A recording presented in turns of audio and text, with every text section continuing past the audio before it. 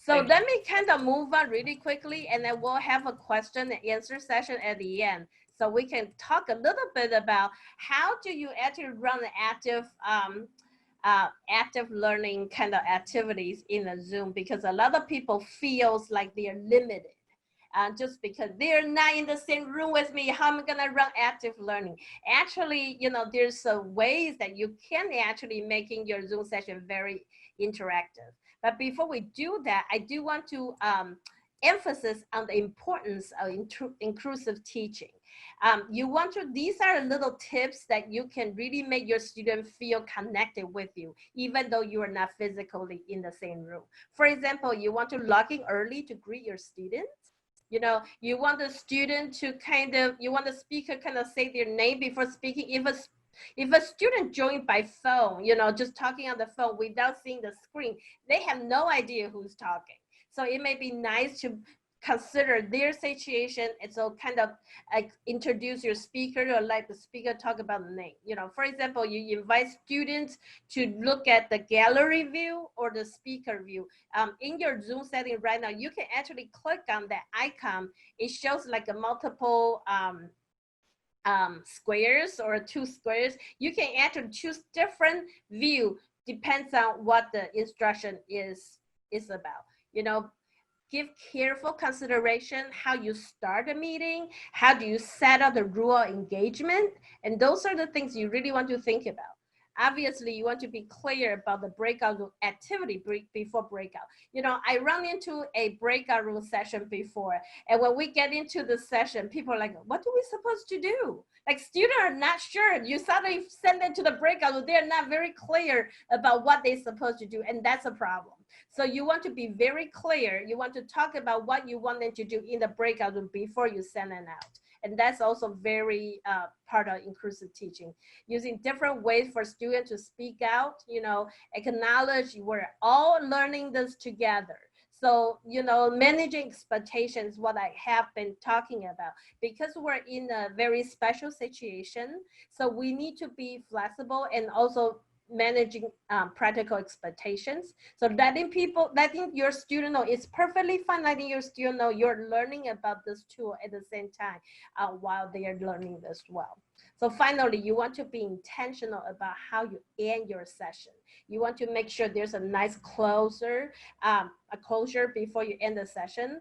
I do get some feedback from students. They found that some faculty is missing track of the time, because it's not like in the classroom that faculty keep talking and talking and talking, and ended up an hour lecture could ended up become 90 minutes long. So be mindful about timing. That's also very important. And here are some things I will also want to remind you that you may want to set up expectations with your students so they don't have unrealistic expectations when they join your Zoom setting. So these are all the little suggestions, and you can get this PowerPoint from the Canvas site that we posted there, and I will also post the session there. So, what happened to my slide? So finally, I want to, I'm so sorry about this. Let me go back to my slide here. I must click on a link by accident. This is a bar that if you're a host, you're getting all these privilege. You know, first of all, talking about active learning, you know, you want to be able to give immediate feedback from your student, making them feel like they're with you at the same time. So encourage your student to use this reaction bar, reaction icons, and then you can verbally say, everybody, do you understand? If you understand, give me a thumbs up. You know, and then people do that, and then you can see that thumbs up to make people feel like it's a group activity, you know, the group atmosphere. If a student speaks something, you know, or give a presentation, and you can also encourage students, let's give a round of applause using the reaction button. So that kind of create that kind of vibe there. And the second thing I also want to talk about is the breakout room. A lot of people really curious about the breakout room. There's activities you really need to think about. Why do you want to have breakout room? You don't want to have a breakout room to have a breakout room. You really want to have a purpose. What do you want to accomplish with these smaller group at working? And this is my personal experience when we run the webinars. I realized when you have a large people gathering like this one, 40 people, sometimes people are afraid of, they're not comfortable to share out with a large group. You know, especially when you ask their personal experience or ask their opinions. And we have found that every time when we do a breakout room with a small group discussion, people could not stop sharing. So you may want to consider, in my breakout room session, one of the faculty said, I'm still trying to figure out how to encourage my student to speak out. How do I encourage my student to ask questions? And I have found breakout room is a perfect opportunity.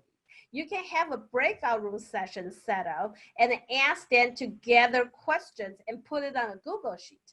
You know, in that way, you can answer that in a way, and because they will not feel, they feel more comfortable to share that with a small group, that may be better. At the same time, you know, if you do your global privacy setting, you'll be able to enable a closed captioning in Zoom while you're running a session. This is extremely helpful for student who has a disability needs.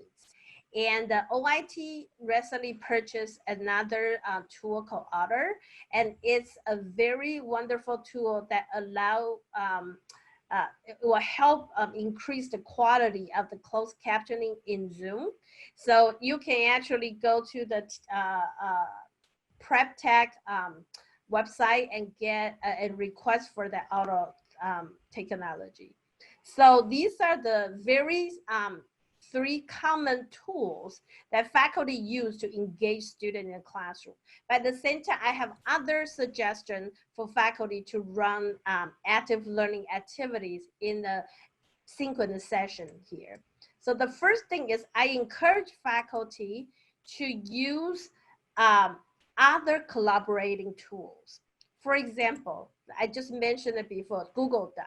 Google Doc is a wonderful tool. You can preset a Google Doc, a Google form, or some sort of a Google thing, and then you give the link in with your student while you're in session, and you share that document and ask students to type stuff. So if you teach, for example, if you teach 20 students, you know, everybody, 20 people start to work on that document. Actually, it's a very nice collaboration kind of activity happening. You can also encourage your small group session, letting each other group leader to set up a Google Doc while they are working on the group discussion, and somebody can take notes. It would be a very good best practice for your student to identify a timekeeper, identify a group lead, a reporter, and also note taker when you do a breakout session. So Google Doc is a really good tool for you to run a collaboration activities while you're meeting with them.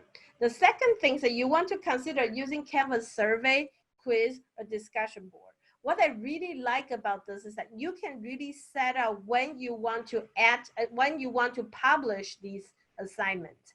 So while you are in the session, you could create a survey or quiz in advance, and then you kind of start the survey and quiz at the same time while you're running the session. I keep giving this example. You know, there's a professor, Cindy Irani from ICS department. She teaches a live session with 150 students. And what she does is she will actually give a little housekeeping kind of overview. And then she will start a quiz, letting 150 people taking one question quiz at the same time.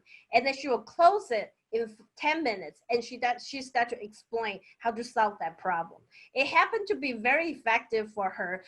This is a mathematics kind of computer science kind of course, because everybody were doing the same question at the same time, and then she can explain it. And that's another way that you can collaborate through the live session. And finally, I also want to encourage you to really think harder and bundle some sort of pre-activities or follow-up activity with your Zoom session activity. So what do you want them to prepare? Maybe they have to think of something. They come up with some question, come with some key points before the Zoom meeting. So in the Zoom meeting, you can kind of go over those questions, go over those topics. or you will give a Zoom session, and then after the Zoom session, they have some sort of follow-up activity they have to do to kind of wrapping out that activity together. So this is another way that you can deliver active learning activities with the Zoom session. So that is a pretty much just a few minutes of overview about how you can run the digital active learning activities.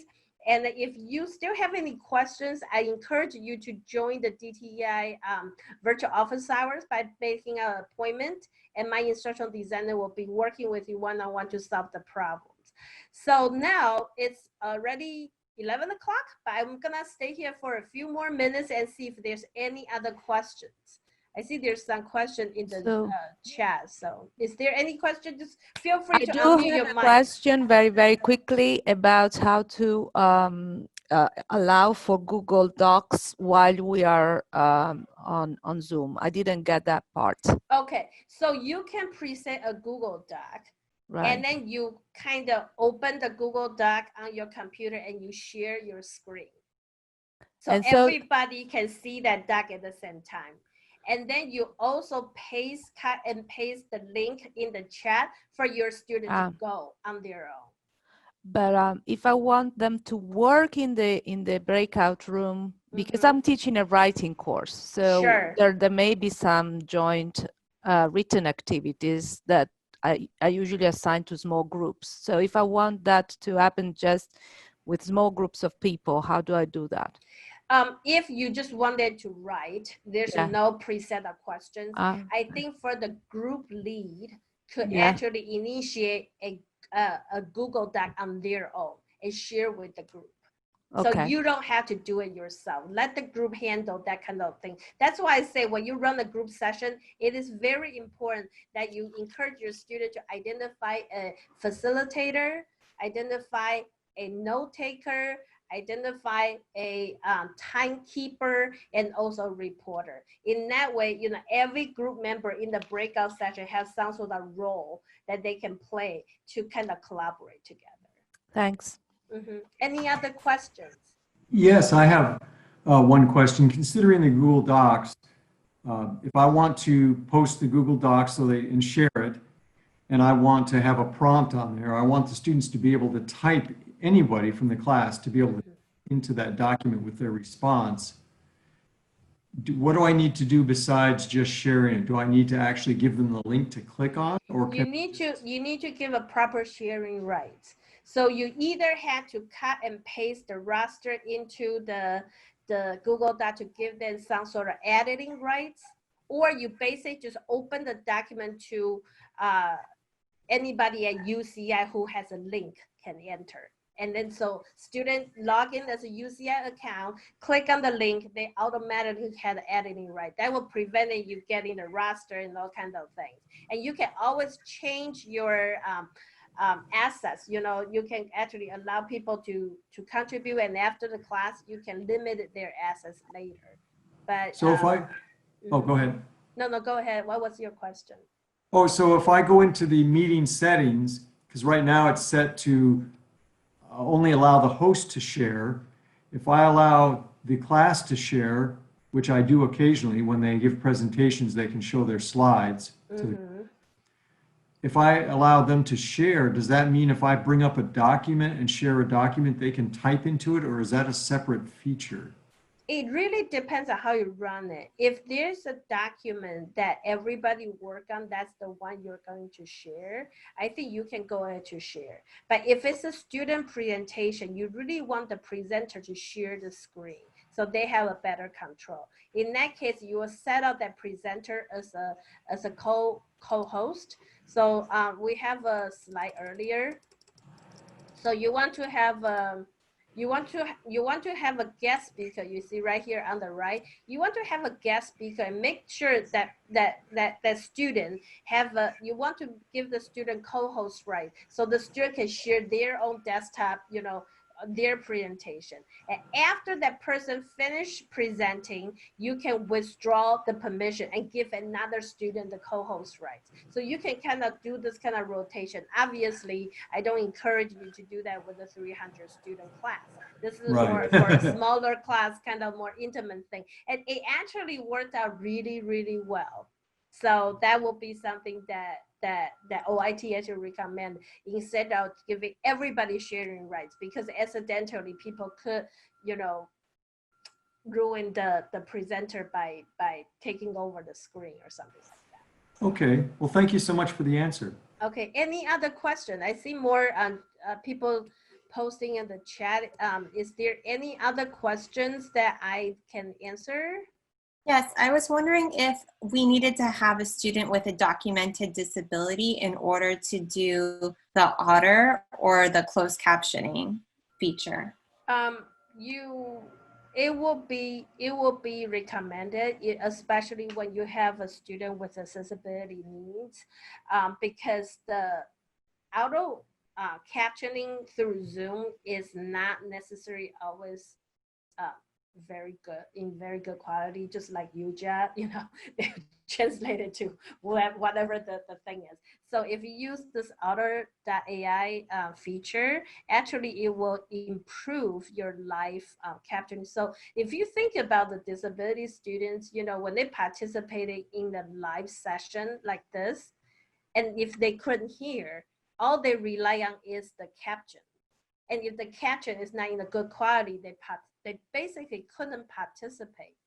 So that's why I think it's better to use that tool. Is there a limited number of Otter licenses? I think UCI purchased certain number of licenses, but the last time when I checked with the OIT staff, they still have a lot, like not a lot of faculty requested. I don't think a lot of people know about it. That's why I want to mention that in this session. I will encourage everybody to do it, because it's good to have a good captioning anyway. So you don't have to wait until you have a student with a disability needs. I think, you know, even for international students, I think they're gonna be so appreciative of the quality captioning. So any other questions I can answer? Sorry, we go a little bit longer, but I want to make sure we have everybody's question answered. I do have one more question of curiosity here for Zoom. Even though I have a link in Canvas that's made only for that class and they all know the password, why do I still get students, some of them just automatically join and come in, but there's always a few that end up in the waiting room and want to be admitted, and I have to admit them into the meeting? And okay. You know, why so you set a waiting room, right? Yes. So if you have a password and you still enable waiting room, I think they will still be waiting there. Well, not all the students, most of them, of the 40 students, probably 30 of them just jump right in. Then those people in the waiting room did not put in the password. Well, I was wondering why that caused them. Okay. There's always gonna be some student, even though we give the password, they just never know to type in the password. So it's kind of nice if you can remind them by sending an announcement on Canvas or something like that, or just put the password next to the link or something. You know, there's always one or two people just not really getting the message delivered. So. Well, the only reason I probably wouldn't, since we've been requested to make our Canvas sites available to institution during this time and not just to the class, I hesitate to put the password in there, because then anyone outside the class could, if they have access to Canvas on Canvas. That's right. There's another way you could do is letting people to register the webinar instead of putting a password. So the student have to register the webinar. In that way, when you do the Zoom polling, you will be able to know their answer as well.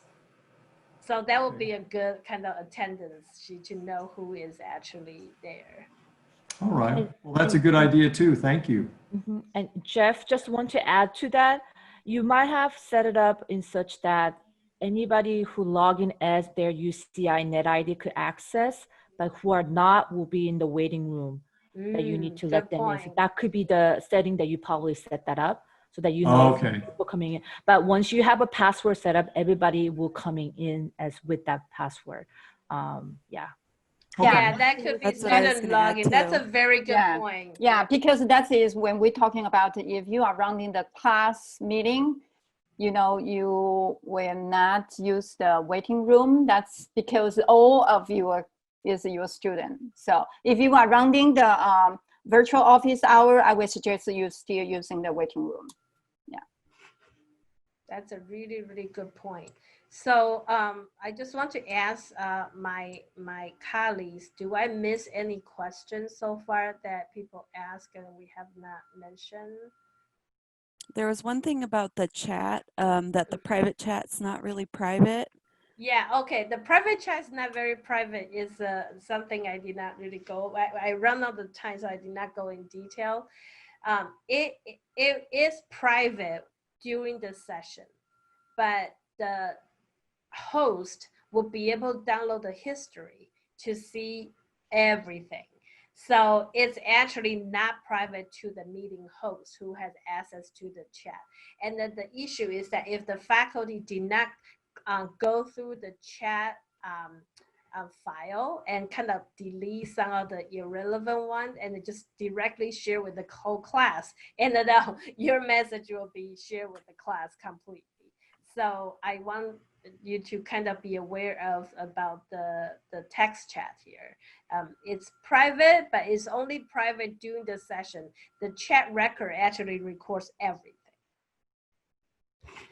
Is there any other question I can answer?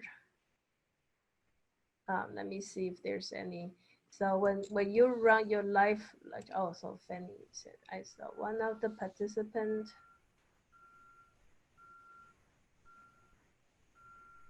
If there's any question we have not answered, because there's so many things in the chat, it's hard to go through. If there's anything that you still have questions, feel free to unmute your microphone, just speak out loud. And we're here. And again, we have our office hours, so feel free to join our office hour if you would like to get a one-on-one support. I just wanted to clarify with the private chat then, so it's not private during the class meeting, but afterwards when we get the link sent to us, there's an editable link and then there's the link to share. So we can actually edit the chat in that, not just the transcript that's been generated. There are two different things. So the transcript you're talking about is the speaking captioning transcript. That is different than the private chat. Chat means the text chat. So right. The host ended up will download the video with the captioning and also a file with all the text chat.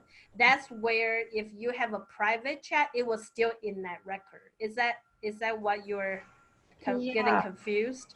Well, exactly. But the question then is when I share the lecture, then my students can see the chat also. I think. Oh, in that way, the private chat will not show in there. That's what I wanted to check. Yeah. It's the text, it's the text file. You get a text file with all the chat history. That's where everything will show in there. So okay, if you decided to share that one file, that text file with your student with all the chat history, make sure you clean it a little bit because there may be some private chat information in there. So where do you clean it though? How can I make sure I clean that? Because that's showing up along with the transcript of the lecture and the video. Oh, those are not in the private. Those are not the private chat. Those showing with the video is only for the public. But I'm talking about there's a file you actually download with the chat history. That's a file. If you want to share that file with your students, make sure you clean it. Otherwise, it's not a problem if you don't share that with your students. Okay, thank you. That answers my question. I don't share that, so I think I'm okay. Okay, good. Yeah, good. I believe that file is .txt when it downloads. There's the video. That's right. TXT file. Yeah, it's a text file. So if you don't share that file with your student, there's no problem because whatever the chat goes with the video will be only public chat. The private chat is not going to show there. So is there any other questions? All right, so thank you so much for staying extra time with us. We really appreciate you coming here, and we're gonna run another 2 webinars next week, and hopefully we can see you there. Have a wonderful day.